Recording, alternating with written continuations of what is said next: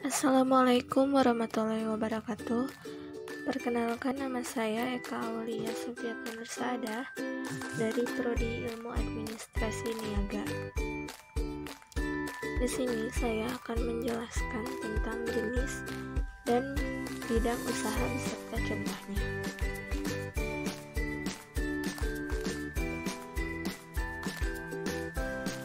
Nah, yang pertama ada perusahaan dagang.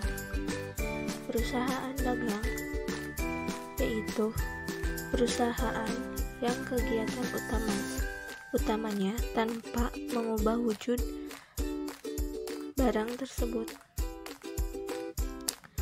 Sebagai contohnya yang bisa kita ketemui yaitu toko kelontong dan supermarket. Kedua jenis bisnis tersebut ini membeli barang kebutuhan sehari-hari dari pemasok dan menjual kembali kepada konsumen. Contohnya seperti yang tertera di dalam layar tersebut, yaitu ada Lotte Mart, Transmart, Supermart, warung, kios, minimarket, Indomaret, Alfamart, dan masih banyak lagi. Yang kedua yaitu perusahaan jasa. Perusahaan jasa yaitu sebuah unit usaha yang kegiatannya memproduksi produk yang tidak berwujud seperti bank, BCA, Bank Danamon, Indosat, dengan tujuan untuk mendapatkan laba ataupun keuntungan. Yang selanjutnya yaitu perusahaan manufaktur. Perusahaan manufaktur yaitu sebuah badan usaha yang mengoperasikan mesin, peralatan, dan tenaga kerja dalam suatu medium proses untuk mengubah bahan-bahan mentah menjadi barang yang memiliki nilai jual.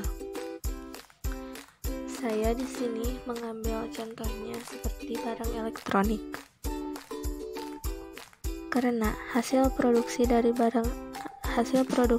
industri elektronik sangatlah banyak dan sering ditemukan serta digunakan oleh masyarakat. Seperti contohnya pada layar tersebut, yaitu ada AC, kulkas, handphone, laptop, dan tentunya masih banyak lagi. Yang keempat yaitu perusahaan perseorangan. Perusahaan perseorangan yaitu bentuk bisnis yang paling sederhana yang dimiliki oleh pemilik tunggal. Sedangkan pengusaha perorangan adalah pemilik dari suatu perusahaan perseorangan yang memiliki kendali penuh atas bisnis tersebut. Misalnya, seperti usaha perseorangan berskala kecil yaitu UKM, hingga menjadi perusahaan besar atau BUMS. Yang kelima yaitu perusahaan firma. Perusahaan firma yaitu bentuk persekutuan antara dua orang atau lebih untuk menjalankan badan usaha di bawah satu nama yang digunakan bersama. Firma terdiri dari anggota minimal sebanyak 2 orang, dan setiap anggota firma memiliki tanggung jawab penuh atas usaha tersebut. Yang saya ambil contohnya yaitu firma Crocs, firma Nike, dan firma Diandora. Yang keenam yaitu perusahaan CV. Perusahaan CV yaitu beberapa orang yang menjalankan perusahaan yang bertindak sebagai pemimpin,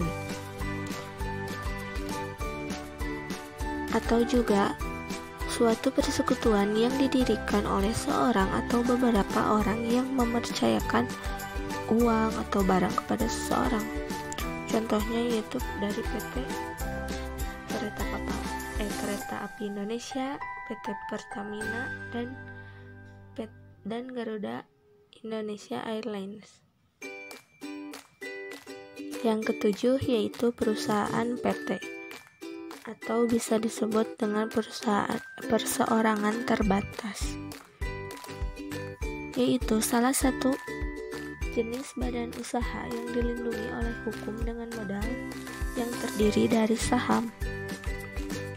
Seseorang dikatakan sebagai pemilik PT apabila memiliki bagian saham terbesar dari jumlah yang ditanamkan seperti PT Gudang Garam, PT Jarum, dan PT Indofood Surya Makmur. Yang kedelapan yaitu perusahaan daerah.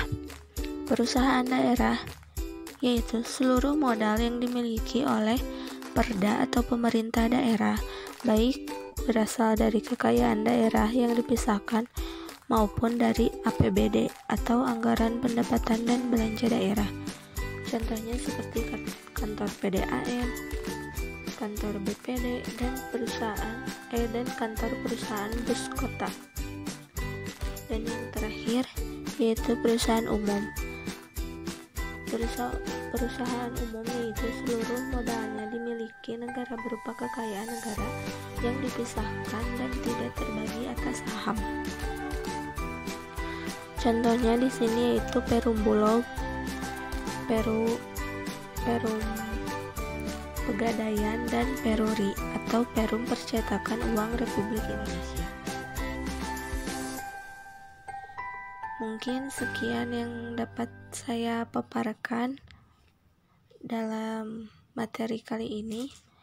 Mohon maaf apabila banyak kesalahan dalam pengucapan maupun typo karena saya masih dalam tahap belajar. Sekian, wassalamualaikum warahmatullahi wabarakatuh.